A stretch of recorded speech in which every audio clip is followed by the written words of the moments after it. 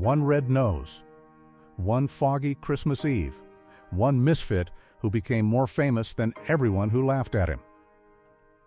In 1964, Rudolph the Red-Nosed Reindeer arrived on television like a small holiday miracle. Stop-motion puppets, snow that looked handmade, a talking snowman, a dentist elf, a prospector who kept licking his pickaxe, a monster with white fur, and one young reindeer whose difference made him unwanted until the world suddenly needed it. It looked sweet. That was the trick. Underneath the songs and snow was one of television's loneliest Christmas stories. Rudolph was mocked by the other children, rejected by his own coach, shamed by his father. Even Santa looked at him like a problem before he became useful. For generations, families watched it as comfort, but the story was always about pain. And behind those voices were actors whose names most people never knew, even though their voices entered millions of homes every December for more than 60 years. One woman gave Rudolph his voice and was credited like a man. One folk legend became the snowman and died from cancer. One elf who wanted to be a dentist later became Spider-Man. One young singer gave Clarice a voice, then died far too young. One actor voiced Santa and King Moonracer and was gone less than 2 years after the special aired. This is Rudolph the Red-Nosed Reindeer, then and now. Billie Mae Richards was Rudolph. Billie Mae Richards was born on November 21, 1921, in Toronto, Canada. She was already a radio performer, a stage performer, and someone who knew how to make a voice do things a face never could. She was 43 when she became Rudolph. Not a boy, not a child. A grown woman giving life to the most famous little reindeer in Christmas history. And here is the detail that changes the whole story.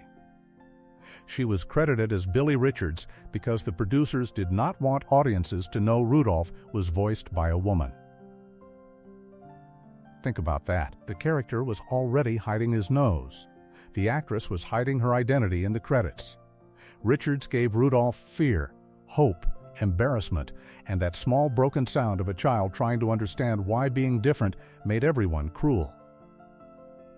Later, she voiced characters in Care Bears and kept working for decades.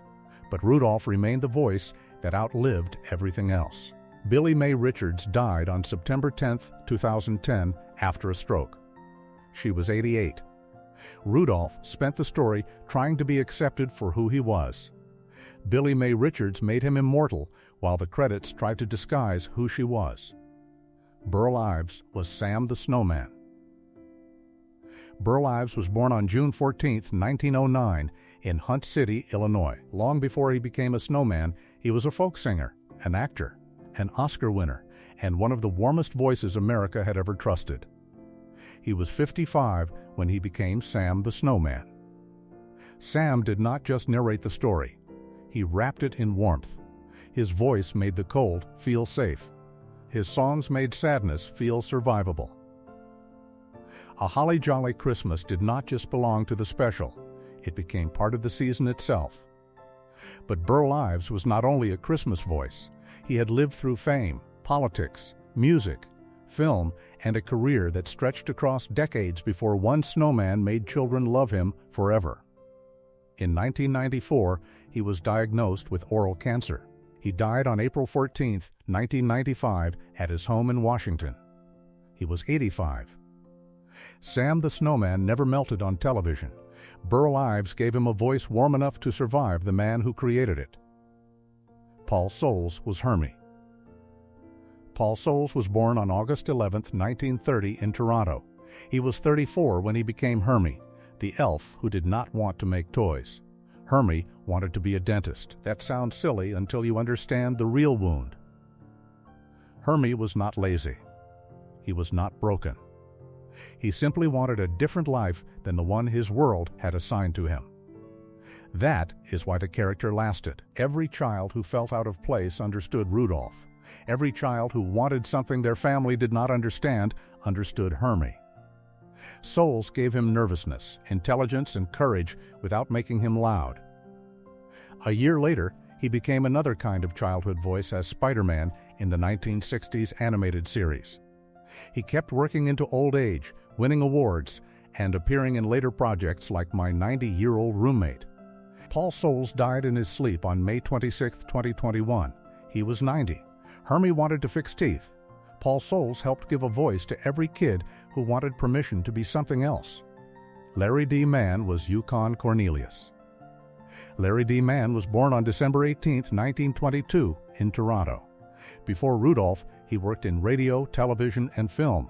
But in 1964, he became Yukon Cornelius, the loudest, wildest prospector in the North. Yukon was chaos with a beard. He threw his pickaxe, licked it, yelled into the snow, claimed he was searching for silver and gold, but he was more than comic relief. Yukon Cornelius was the adult misfit. Rudolph and Hermie were young and rejected. Yukon was grown and still strange, still alone, still wandering. That is why the three of them worked together. A reindeer with a red nose, an elf with a dental dream, a prospector nobody fully understood. Mann later appeared in films including In the Heat of the Night and The Sting. But for generations, his voice meant one thing: adventure in the snow. Larry D. Mann died on January 6, 2014, of age-related causes in Los Angeles. He was 91. Yukon searched for treasure. Mann's treasure was a voice that made madness feel heroic. Janice Orenstein was Clarice.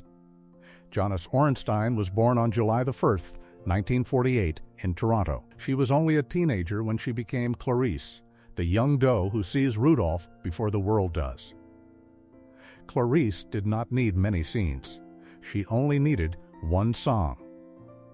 There's Always Tomorrow became the softest moment and the entire special, not because it fixed Rudolph's pain, but because it gave him one person who believed the pain would not last forever.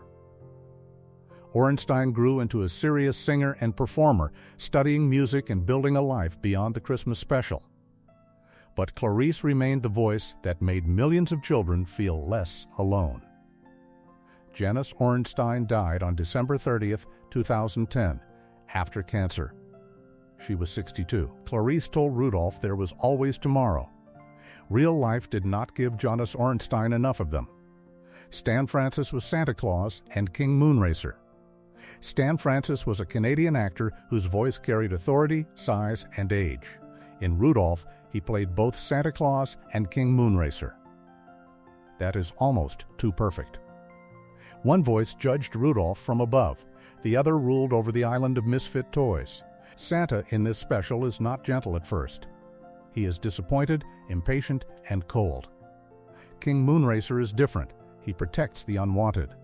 The same actor gave voice to judgment and mercy. Stan Francis died in 1966, less than 2 years after Rudolph first aired. Santa became eternal. King Moonracer became legend. The man behind both voices was gone before the special had even become the tradition it is now. Paul Kligman was Donner and Coach Comet. Paul Kligman was born on January 21, 1923, in Romania and built a long career in Canada. In Rudolph, he voiced Donner, Rudolph's father, and Coach Comet, the authority figure who helps turn a child's difference into shame. Those are not warm roles. Donner tries to cover Rudolph's nose. Comet rejects him from the reindeer games. Kligman gave voice to the adults who make childhood harder, the adults who think they are protecting the rules when they are really protecting cruelty. He later became known to animation fans for work in Marvel cartoons, including J. Jonah Jameson. Paul Kligman died from heart failure on August 29, 1985. He was 62. He voiced the ones who rejected Rudolph. That rejection is why Rudolph's victory still hurts. Carl Bonus was the head elf. Carl Bonus was born on January 23, 1929, in Toronto. He voiced the head elf, the boss who cannot understand why Hermie wants anything outside the workshop. He is funny because he is ridiculous.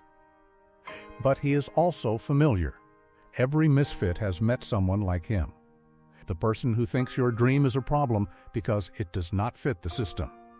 Bonus later became a well-known Canadian radio personality known for a smooth voice very different from the little foreman barking at Hermie. Carl Bonus died on April 1, 2020. He was 91. The head elf tried to keep Hermie in place. Bonus spent his life proving a voice could travel much farther than one workshop. Corinne Conley was Mrs. Donner and Dolly Fursue. Corinne Conley was born on May 23, 1929. She voiced Rudolph's mother and is also associated with Dolly Fursue, one of the saddest figures on the island of misfit toys. Dolly barely explains herself. That is what makes her haunting. A doll who looks normal but still feels unwanted. A toy whose brokenness is invisible. In a special filled with obvious misfits, Dolly is the one whose sadness is hardest to name. Today, in 2026, Corinne Conley is 96, one of the last living voices from that snowy little world. She carries the memory of a cast that is almost entirely gone. That is Rudolph the Red-Nosed Reindeer after more than 60 years. A 52-minute Christmas special, stop-motion puppets, Canadian voices, Japanese animation, songs recorded into memory. Billie Mae Richards is gone, Burl Ives is gone, Paul Soles is gone, Larry D. Mann is gone, Janice Ornstein, Stan Francis, Paul Kligman, and Carl Bannis are gone too. But every December, their voices come back. America remembers the red nose, the island, the snowman, the dentist elf, the prospector, the bumble, the toys nobody wanted. But underneath the Christmas music was a harder truth. Rudolph was never just about a reindeer saving Christmas. It was about the cruelty people call normal until the person they rejected becomes useful. Drop a comment. Which story hit you hardest? And here is the real question. Did Rudolph become a classic because it was sweet, or because every misfit watching knew exactly what that red nose felt like?